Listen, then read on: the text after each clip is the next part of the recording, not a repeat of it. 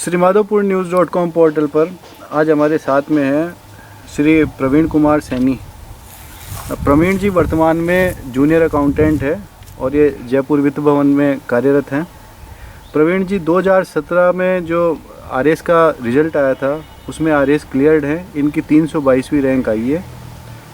प्रवीण जी आपका श्रीमाधोपुरnews.com पोर्टल पर बहुत बहुत स्वागत है। जी बहुत बहुत धन्यवाद। प्रवीण जी सबसे पहले मैं आपसे आपके बारे में जानना चाहूँगा, तो आप अपने बारे में कुछ बताएं। जी सभी साथियों को मेरा नमस्कार।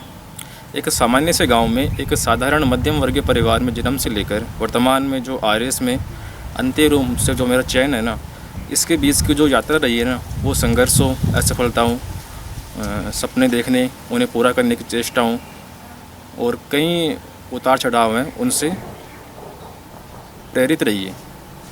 मेरी स्कूली शिक्षा श्रीमाधोपुर में हुई है। इसके बाद मैंने कॉलेज शिक्षा के लिए जयपुर में परिष्कार कॉलेज में एडमिशन लिया।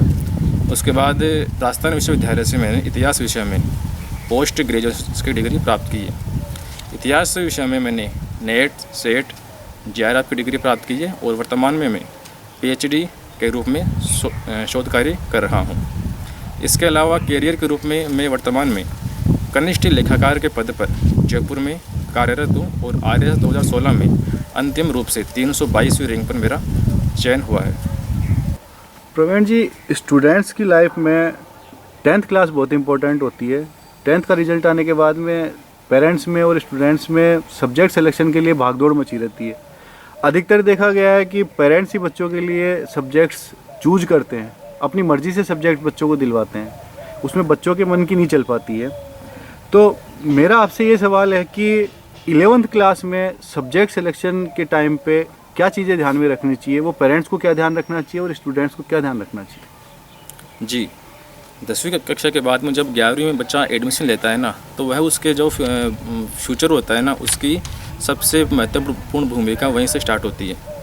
11वीं क्लास में जब बच्चे के सब्जेक्ट चयन की बात आती है तो हम देखते हैं कि वर्तमान में जो माता पिता हैं या फिर जो समाज का दबाव है, उसके फलस्वरूप माता पिता बच्चों को जो उसकी जो पसंद है ना, उसकी विपरीत उसको सब्जेक्ट दिलाते हैं ताकि वह किसी अन्य क्षेत्र में सफल हो सके। परंतु जब तक बच्चे का इंटरेस्ट उस सब्जेक्ट में नहीं है जो वो ले रहा है, तब तक ना तो उसका फ्यूचर सही होगा और ना ही वह किसी कैरियर के रूप में वह अपना विकल्प तलाश पाएगा। जहाँ तक मेरा एग्जाम्पल है, 11वीं की कक्षा में मुझे भी माता पिता द्वारा या फिर समाज का जो दबाव था उसके द्वारा मुझे साइंस विषय दिलवा दिए गए, परंतु मेरा जो इंटरेस्ट था ना, वो है इतिहास और ज्योग्राफी सब्जेक्ट थे ना, उनके प्रति था। इसलिए 11वीं कक्षा में मैं असफल हो गया था। उसके बाद का जो 1 साल था वह मैंने ड्रॉप कर दिया और उसके बाद मैंने अपनी पसंद के जो सब्जेक्ट थे ना, उनको लेकर 12वीं क्लास को मैंने उत्तीर्ण किया और उस समय पूरे राजस्थान में मेरी ऑल ओवर 7वीं रैंक थी आर्ट्स विषय के साथ। इसके बाद में 12वीं पास करने के बाद में जो मेरा सर्वोच्च लक्ष्य था वह सिविल सेवा की तरफ बढ़ गया। तो सिविल सेवा के लिए सबसे महत्वपूर्ण चीज़ है वो है गाइडेंस, क्योंकि हमारे परिवार में इस क्षेत्र में कभी भी कोई सफल हुआ नहीं था, इसलिए मुझे भी किसी भी तरह की कोई गाइडेंस है ना, वो बिल्कुल प्राप्त नहीं हो सकी। परंतु एक बार जब मैंने सोच लिया था कि मुझे सिविल सेवा में जाना ही है, तो फिर मैंने किसी अन्य जो विकल्प थे ना, जैसे बीएड करना, उसकी तरफ कभी मैंने ध्यान नहीं दिया। कॉलेज शिक्षा मैंने जयपुर से प्राप्त की। उसके बाद जब मैंने हिस्ट्री विषय में एमए किया, तब साथ साथ मैंने नेट और सेट की एग्ज़ाम दी और उसमें मैंने पास होके मेरे पास एक कॉलेज लेक्चर के रूप में मेरे पास एक अच्छा विकल्प था। इसके बाद परंतु चूँकि जो मेरा सर्वोच्च लक्ष्य था वह सिविल सेवा में था, इसलिए मैंने 2014 में सिविल सेवा की तरफ गंभीर प्रयास करने शुरू कर दिए। 2014 में जब मैंने शुरुआत की तो उस समय आरएस का जो पैटर्न था ना, सिलेबस था, वह बिल्कुल चेंज हो गया था। पहले आरएस में सब्जेक्ट के वाइज एग्ज़ाम होते थे, परंतु 2014 में सब्जेक्ट को हटाकर सभी के लिए कॉमन पेपर 4 कॉमन पेपर तैयार कर दिए गए और उन 4 कॉमन पेपरों में जो वर्तमान में जितने भी सब्जेक्ट होते हैं, चाहे वो साइंस के हों, आर्ट्स के हो, कॉमर्स के हो, हिंदी, इंग्लिश, सभी को एक ही सिलेबस में समाहित कर दिया गया। ठीक है, उसके बाद जब मैंने शुरुआत की तब मेरी जो कमज़ोरी थी, जो साइंस और मैथ में मेरा शुरू से कमज़ोरी था, उस कमज़ोरी ने मेरा उस दौरान भी मेरा पीछा नहीं छोड़ा। और 2014 की जब IRS एग्ज़ाम हुई तो बाकी चारों पेपरों में से 3 पेपरों में मैंने काफ़ी अच्छा स्कोर किया, परंतु जो मैथ साइंस वाला पेपर था ना, वह मेरा काफ़ी उस हद तक अच्छा नहीं हुआ, जिसकी वजह से इंटरव्यू कॉल में मुझे 9 अंकों से पीछे रहना पड़ा। परंतु इसके बाद मैंने मैथ और साइंस विषयों में अच्छी कमांड करने के लिए 4-5 महीने सिर्फ उन्हीं सब्जेक्ट को दिए, और अच्छे से उनके कवर होने के बाद में 2016 में जब मैंने एग्ज़ाम दी तो सभी पेपरों को एक साथ लेकर सभी के जो पॉजिटिव सब्जेक्ट थे ना, उसके मार्क्स के अकॉर्डिंग मैंने तैयारी की और अंतिम रूप से मेरा चयन इसमें हो गया था। प्रवीण जी, जिस प्रकार आपने बताया कि 11th में सब्जेक्ट सिलेक्शन बहुत इम्पोर्टेंट है, अगर किसी को RS की ही तैयारी करनी है, राजस्थान एडमिनिस्ट्रेटिव सर्विसेज में ही किसी को जाना है, तो उसके लिए जैसे आपने बताया कि RS का तो पैटर्न चेंज हो गया, तो अब RS के लिए सब्जेक्ट सिलेक्शन कितने इम्पोर्टेंट है? जी बिल्कुल, वर्तमान में जो RS का सिलेबस है ना, वह आर्ट्स विषयों की तरफ उसका झुकाव कुछ ज़्यादा है, क्योंकि इसमें history, geography, political science, public ad, sociology, ऐसे आर्ट्स वाले सब्जेक्ट काफ़ी अच्छे हैं। और वर्तमान में इसमें मैथ जो विषय थी ना, उसको पूरी तरह से मेंस एग्ज़ाम से हटा दिया गया है। तो इसलिए अगर आपके पास हिस्ट्री, ज्योग्राफी, पब्लिक एड जैसे विषय अगर आपके पास स्कूल में या फिर कॉलेज की शिक्षा के दौरान आपके पास रहे हैं, तो आप काफ़ी बेहतर स्थिति में आ सकते हैं। अगर आपके पास ये सब्जेक्ट नहीं है, फिर भी अगर आप प्रयास करना चाहें ना, तो आप RS बन सकते हैं। इसके लिए किसी भी प्रकार का कोई बैकग्राउंड इतना अच्छा नहीं मान सकते कि आपके पास आर्ट्स विषय नहीं है तो आप RS नहीं बन सकते। बिल्कुल बन सकते हैं। और पिछले वर्षों का जो रिकॉर्ड है उसमें हम देखते हैं कि जो मैथ वाले जो बच्चे हैं ना, वह अंतिम रूप से RS में काफ़ी अच्छे नंबरों से पास हो रहे हैं। प्रवीण जी, एक मीडियम की भी बहुत बड़ी दिक्कत रहती है। मैं आपसे जानना चाहूँगा कि RS में हिंदी मीडियम के बच्चे ज़्यादा सफल होते हैं या फिर इंग्लिश मीडियम के बच्चे ज़्यादा सफल होते हैं? जी, RS की जो परीक्षा है ना, उसमें जो पिछला रिकॉर्ड है उसके अनुसार हिंदी मीडियम के जो विद्यार्थी हैं ना, वह अंतिम रूप से चयन हो रहे हैं। परंतु इसका मतलब ये नहीं है कि इंग्लिश मीडियम के बच्चों के लिए यहाँ पर कोई स्कोप नहीं है। इंग्लिश मीडियम वाले बच्चे भी काफ़ी अच्छे रैंक के साथ इसमें चयन हो रहे हैं। तो मीडियम की भूमिका सिर्फ उस बच्चे का जो मस्तिष्क है, उसकी जो इच्छा है ना, उस पर डिपेंड करता है, ना कि उस एग्ज़ाम के सिलेबस और पैटर्न पर। एक ये भी माना जाता है कि टेक्निकल सब्जेक्ट्स या फिर प्रोफेशनल सब्जेक्ट्स जैसे कि इंजीनियरिंग या फिर मेडिकल वाले स्टूडेंट्स, वो RS को ज़्यादा अच्छी तरह से कवर कर पाते हैं, RS या IAS में ज़्यादा निकल पाते हैं, उनसे सिलेक्शन ज़्यादा मिल पाते हैं। तो मेरा आपसे ये जानना है कि RS की प्रिपरेशन के लिए आर्ट्स के सब्जेक्ट ज़्यादा बेहतर रहते हैं या फिर साइंस के सब्जेक्ट ज़्यादा बेहतर रहते हैं उन टेक्निकल या प्रोफेशनल वालों के कंपेरिजन में? जी, वर्तमान का जो सिलेबस है उसमें जो आर्ट्स विषय है ना, उनका जो स्कोरिंग जो एरिया है ना, वो तकनीकी विषय है ना, उनसे कहीं ज़्यादा है। जैसे देखा जाए तो 800 अंकों की जो मुख्य परीक्षा होती है, उसमें से अंतिम रूप से 700 अंक है ना, वो आर्ट्स विषयों से संबंधित होते हैं। बाकी 100 नंबर में आपके पास साइंस और ज्योग्राफी जैसे तकनीकी विषय होते हैं। परंतु अगर आपकी इच्छा शक्ति है, अगर आप में धैर्य है, तो आपके लिए ये सब्जेक्ट कोई मायने नहीं रखते हैं। आप सिविल सेवक बन सकते हैं, परंतु बस आपके पास समर्पण होना चाहिए और आपकी इच्छा शक्ति होनी चाहिए। प्रवीण जी, RS में अपन बात करें तो कोचिंग की क्या भूमिका रहती है? अमूमन देखा जाता है विद्यार्थी RS के लिए कोचिंग करते हैं और वो कोचिंग जयपुर जैसे जाते हैं, सीकर जाते हैं, तो कोचिंग का कितना बड़ा रोल होता है RS की एग्ज़ाम को क्लियर करने में? देखिए, कोचिंग की भूमिका हर व्यक्ति के पर डिपेंड करती है कि वह कोचिंग के द्वारा प्रयास सफल होना चाहता है या फिर सेल्फ स्टडी के द्वारा। जहाँ तक मेरा एग्जाम्पल है, मैंने कभी कोचिंग का सहारा नहीं लिया, सिर्फ सेल्फ स्टडी पर अधिक ध्यान दिया।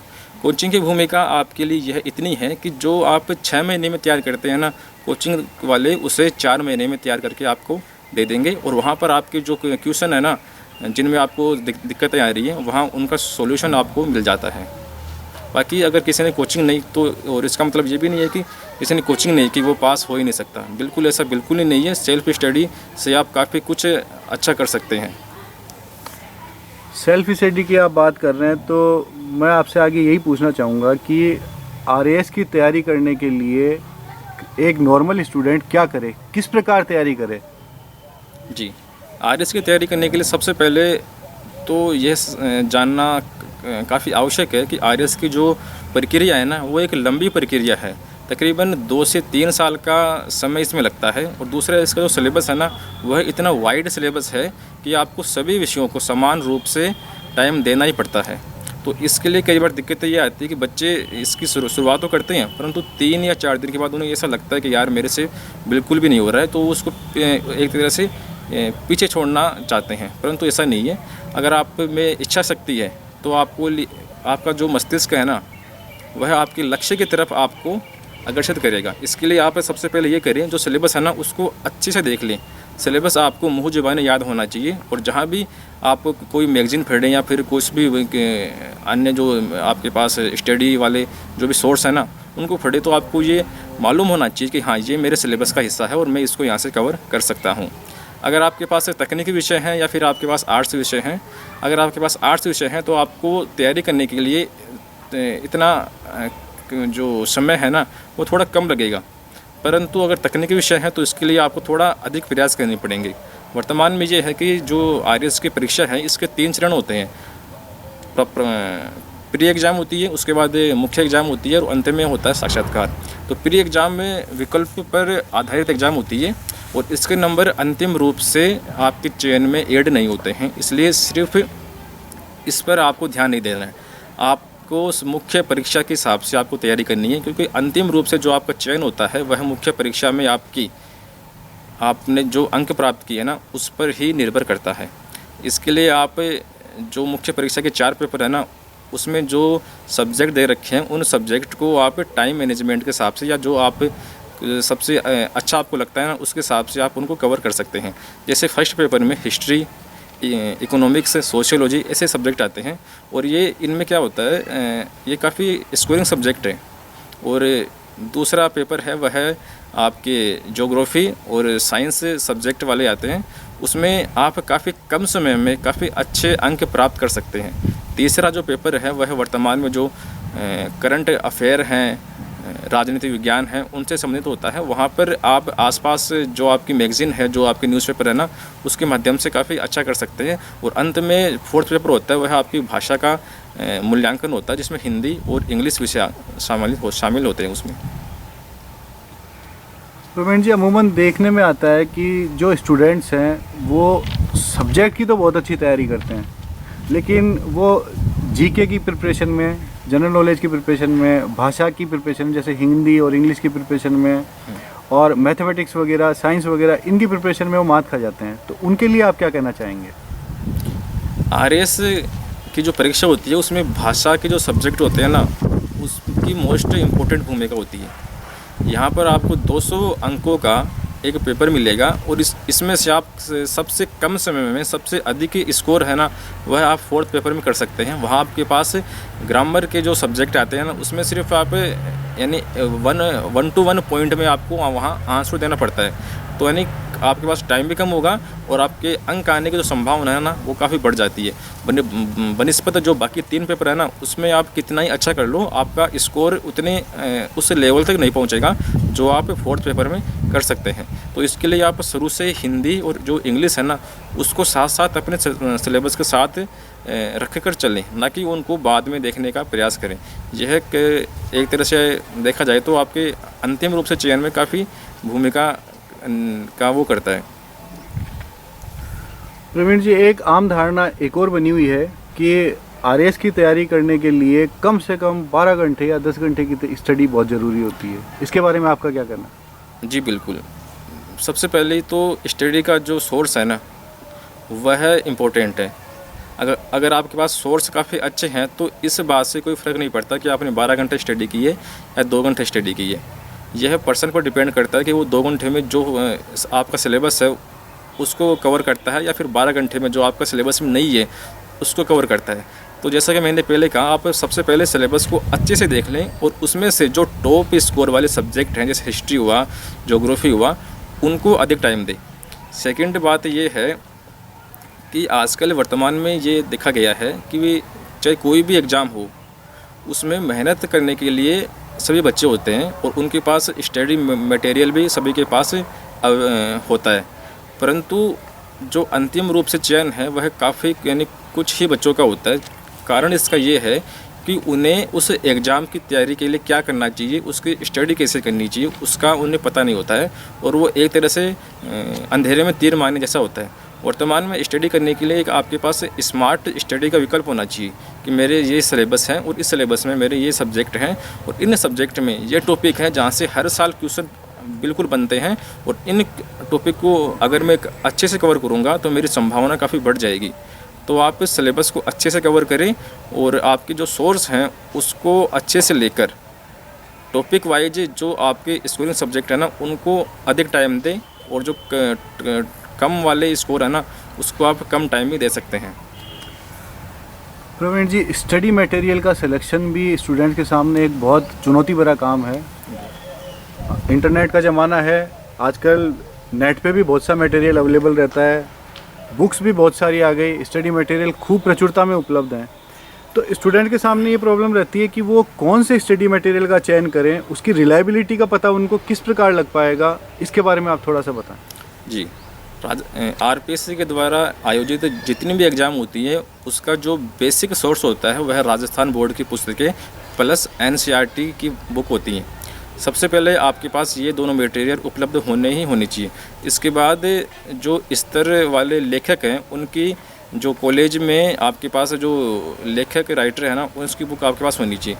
सेकेंडली आपको ये देखना पड़ेगा कि आपका जो सिलेबस है ना उस सिलेबस में जो सब्जेक्ट दे रखे हैं उस सब्जेक्ट के सबसे अच्छी बुक वर्तमान में कौन सी है, और चाहे इसके लिए आप जो आपके अनुभवी जो आपके साथी हैं ना उनसे इस संबंध में आप गाइडेंस ले सकते हैं, क्योंकि अनुभव ही है जो आपके चाहे वो कोई भी एग्ज़ाम हो उसमें अंतिम रूप से महत्वपूर्ण भूमिका निभाता है। इसके लिए आप ये करें, राजस्थान बोर्ड के जो सब्जेक्ट हैं जो इस सिलेबस को कवर कर रहे हैं उसकी बुक को उस बुक में से आप उनके शॉर्ट नोट्स बना लें। उसके बाद उनका टाइम टू टाइम उनको रिवाइज़ करें और उसके बाद में जो अन्य मटेरियल है चाहे वो कोचिंग से लें या फिर इंटरनेट से लें, उसको उन शॉर्ट नोट्स बनाए हैं ना जो आपने उसमें ऐड करते जाएं। प्रवीण जी, आरएस में जिस प्रकार आपने बताया 3 चरण होते हैं, तो स्टूडेंट्स अगर प्रीलिम्स को पास कर लेते हैं, मेंस को पास कर लेते हैं, तो उनके सामने सबसे बड़ी प्रॉब्लम आती है, वो आती है इंटरव्यू की। इंटरव्यू में क्या पूछा जाता है, कैसे पूछा जाता है और उनके लिए तैयारी करने के लिए क्या क्या चीज़ों की ज़रूरत पड़ती है? जी, आरपीएससी की जो आरएस एग्ज़ाम होती है इसमें जो अंतिम रूप में जो इंटरव्यू वाली एग्ज़ाम होती है वो 100 अंकों की होती है और आपके चयन में आपकी रैंक कौन सी होगी, आपको सेवाएं कौन सी मिलेगी, यह उसमें महत्वपूर्ण भूमिका निभाती है। दरअसल इंटरव्यू की तैयारी कोई विशेष समय में नहीं होती है, यह आपके जन्म से लेकर वर्तमान में जो आपका व्यक्तित्व है उसकी एग्ज़ाम होती है। इसके लिए आपको किसी खास प्रकार से तैयारी करने की आवश्यकता नहीं है। आप बस इतना कीजिए, आपका जो बैकग्राउंड है, जो आपका क्षेत्र है और जो आपके सब्जेक्ट है ना उनको आप अच्छे से कवर कर लें। साथ ही साथ जो समसामयिक विषय हैं जो देश विदेश में हो रहे हैं उनको अपने साथियों के साथ डिस्कस करके आप इंटरव्यू में जा सकते हैं। और इंटरव्यू बोर्ड का जो मेंबर होते हैं ना वो बिल्कुल फेमिलियर होते हैं, वो कि आपको नर्वस बिल्कुल भी होने नहीं देंगे। उन्हें ये पता है कि आपके पास नॉलेज है तभी आप इस स्टेज तक आए हो, तो वहाँ आपके ज्ञान की एग्ज़ाम नहीं होती है, आपका जो व्यक्तित्व है उसकी एग्ज़ाम होती है। तो आप बिल्कुल भी इंटरव्यू से ना घबराएं। और ख़ासकर जो ग्रामीण क्षेत्र के हैं जिनका मीडियम हिंदी है ना, वो काफ़ी उनके मन में ये थोड़ा खौफ रहता है कि इंटरव्यू में पता नहीं कि मेरे नंबर कम आएंगे या नंबर मेरा चयन नहीं होगा। तो बिल्कुल ना घबराएं, इंटरव्यू एक सहज प्रक्रिया है और जो आप हो वैसा का वैसा आप इंटरव्यू बोर्ड के समक्ष अपने आप को वो प्रेजेंट करें। मैं आपसे यही पूछना चाह रहा था, थोड़ा मीडियम पे ही आना चाह रहा था, आपने खुद ने थोड़ा सा डिस्कस कर लिया इसके बारे में। मेरा आपसे यही सवाल है कि ग्रामीण क्षेत्र के बच्चे हिंदी मीडियम के होते हैं, उनको इंटरव्यू को लेकर के उनके दिमाग के अंदर एक अजीब सा भय बैठा रहता है। बिल्कुल। वो ये सोचते हैं कहीं वो इंग्लिश में बात करेंगे तो हम किस तरीके से जवाब दे पाएंगे। तो मैं आपसे ये पूछना चाह रहा हूँ कि हिंदी मीडियम और इंग्लिश मीडियम इन दोनों का कुछ फ़र्क पड़ता है क्या इंटरव्यू में? जी बिल्कुल, मीडियम का फ़र्क बिल्कुल ही नहीं पड़ता है। यह व्यक्ति पर निर्भर करता है कि वो किस मीडियम में अपने आप को परिभाषित कर सकता है। और जो इंटरव्यू बोर्ड के मेंबर होते हैं, जिस मीडियम में आप होते हैं ना, वो उसी मीडियम के अनुरूप आपसे क्वेश्चन और उनके आंसर पूछते हैं। इसलिए इस बात से लेकर आप बिल्कुल भी परेशान ना हो कि आपका मीडियम हिंदी है और वहाँ बोर्ड वाले मुझसे इंग्लिश में सवाल पूछेंगे। प्रवीण जी, आजकल देखने में आ रहा है कि आरएएस की कोचिंग के साथ साथ इंटरव्यू के लिए भी अलग से क्लासेस शुरू हो गई हैं। वो इंटरव्यू की तैयारी करवाती हैं, प्रिपरेशन करवाती हैं अपने लेवल पे। इन कोचिंग्स को आप किस तरीके से देखते हैं? क्या ये भूमिका निभाती हैं किसी के सिलेक्शन में? जी बिल्कुल, मेरा मानना है कि कुछ हद तक जो इंटरव्यू के लिए जो मॉक क्लासेज होती हैं, वह आपकी चयन में भूमिका निभाती है। जहाँ तक मेरा क्वेश्चन एग्जाम्पल है, मैंने इंटरव्यू के लिए 2 मॉक क्लासेज ली थी और उसका मुझे काफ़ी फ़ायदा मिला। तो अगर आप चाहें तो मॉक क्लासेज आप ले सकते हैं। और इससे ज़्यादा बेटर तो आप ये होगा कि जो आपके साथी हैं, जो इस फील्ड में आपके साथ, आप उनके साथ रोज़ सुबह या शाम को किसी भी टॉपिक पर लेकर या फिर मॉक इंटरव्यू लेकर आप अपनी जो आपकी समस्या आ रही है उसको आप सॉल्व कर सकते हैं। प्रवीण जी, लास्ट में मैं आपसे ये पूछना चाहूँगा कि आप स्टूडेंट्स के लिए और जो आरएएस की तैयारी कर रहे हैं उन विद्यार्थियों के लिए क्या संदेश देना चाहेंगे? कुछ टिप्स भी बताएं। जी, आरएएस की तैयारी के लिए सबसे महत्वपूर्ण बात तो ये है कि ये एक लंबी और जटिल प्रक्रिया है। इसमें आपको मेहनत के साथ साथ आपको अनुशासन के साथ स्टडी करनी है। आपकी जो स्टडी है ना, उसमें बीच में गैप नहीं आना चाहिए। कई बार हम देखते हैं कुछ विद्यार्थियों से ऐसे होते हैं जो 1-2 महीने की तैयारी के बाद में गैप देते हैं और जिसका उन्हें नुकसान उठाना पड़ता है। इसके लिए आपकी जो स्टडी, चाहे आप दिन में 1 घंटा ही पढ़ें, परंतु जो आपकी स्टडी है ना, वो कंटिन्यू होनी चाहिए। इसके साथ साथ आप अगर ग्रुप में स्टडी करेंगे ना, तो उसमें आप काफ़ी कम समय में काफ़ी अच्छे से अपने सब्जेक्ट को तैयार करेंगे और आपका जो ज्ञान है ना, उसमें भी काफ़ी अच्छी बढ़ोतरी होगी। इसके लिए आप ये करें, आपका जो सोर्सेज है ना, आपके पास जो राजस्थान बोर्ड की बुक है, एनसीईआरटी वाली बुक है, उनको तो आपने साथ साथ कवर किया ही है। इसके अलावा जो अन्य मटेरियल है ना, उसको आप ले सकते हैं। इसके साथ साथ अगर आप चाहें तो वर्तमान में ये देखा गया है कि जो आरएएस की परीक्षा होती है ना, उसमें जो बीच का जो एक विधि की प्रक्रिया में दिक्कत आने के कारण यह आपसे समय मैनेजमेंट की मांग करती है।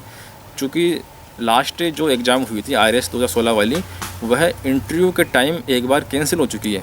तो उस टाइम में आपका जो मानसिक बल है, जो आपकी धैर्य है, वह आपका होना चाहिए। अगर आपके पास धैर्य नहीं है तो सिविल सेवा आपके लिए बिल्कुल भी नहीं है। और देखा जाए तो सिविल सेवा की जो तैयारी होती है, वह स्टडी से ज़्यादा आपका जो व्यक्तित्व है ना, उसके एग्ज़ाम होती है। आपकी जो जीवन शैली है, आपका जो रहन सहन है ना, वह एक प्रशासनिक नज़रिए से उसको देखना चाहिए कि मैं वर्तमान में एक सिविल सेवक हूँ और मेरी जो जीवन शैली है, जो मेरा व्यवहार है ना, उसको मैं लोगों के सामने कैसे उसको रिप्रेजेंट कर रहा हूँ। और सभी साथियों को मैं ये बात बोलना चाहूँगा कि अगर आप किसी भी फील्ड में अगर आप जाएं, तो सबसे पहले उस जो आपका लक्ष्य है ना, उसको चूज़ कर लें और लक्ष्य प्राप्ति तक आप बिल्कुल भी ना रुकें। आपका जो लक्ष्य है और जो लक्ष्य की प्राप्ति है, इसके बीच की जो यात्रा है ना, वह आपसे त्याग और समर्पण की मांग करती है। इसलिए समर्पण के साथ अपने लक्ष्य को प्राप्त करते रहें। और हरिवंश राय जी की एक श्लोक याद आ रहा है मुझे कि पूर्व चलने के बटोही अपनी बाट की पहचान कर लें। आपको जिस लक्ष्य तक जाना है, जो मंजिल आपकी है, उस मंजिल तक जाने के लिए आपके पास साधन कौन से हैं, आपका रास्ता कौन सा है, उस रास्ते में कौन कौन सी दिक्कतें आएंगी, उसका आपको पहले से पूर्वाभास होना ही चाहिए। अगर आपको ये चीज़ पता है तो आपके चयन होने में किसी प्रकार की कोई दिक्कत नहीं आएगी। इसके साथ साथ जो वर्तमान में हम ये देख रहे हैं कि जो साथी हैं ना, वो स्टडी की तरफ तो काफ़ी उनका झुकाव काफ़ी ज़्यादा है, परंतु जो हमारे सामाजिक मूल्य हैं, जो उसमें नैतिक मूल्य हैं ना, वो उसको पीछे धकेल रहे हैं। दोस्तों, व्यक्ति होना महत्वपूर्ण नहीं है, महत्वपूर्ण ये है कि आप बेहतर इंसान है नहीं है। आपका चरित्र ही आपकी समाज में और राष्ट्र में आपकी पहचान को कायम करेगा। इसलिए हमारे जो सामाजिक मूल्य हैं, जो हमारी संस्कृति है, जो हमारी अच्छे रिवाज हैं ना, उसको आप फॉलो करें।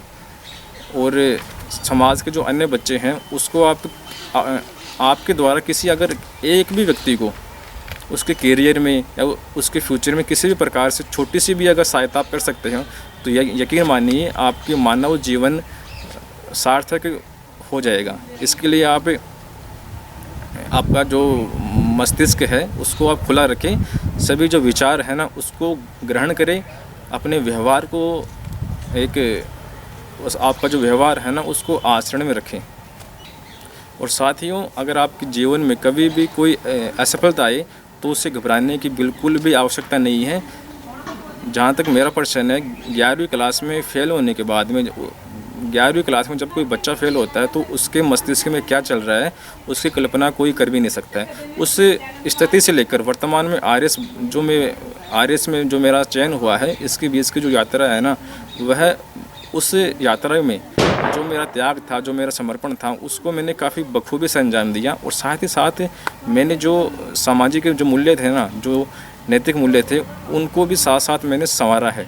इसके लिए अगर आप किसी भी एग्ज़ाम में, किसी भी फील्ड में, जो आपका कोई भी क्षेत्र हो, अगर आप उसमें असफल होते हैं तो बिल्कुल भी ना घबराएं।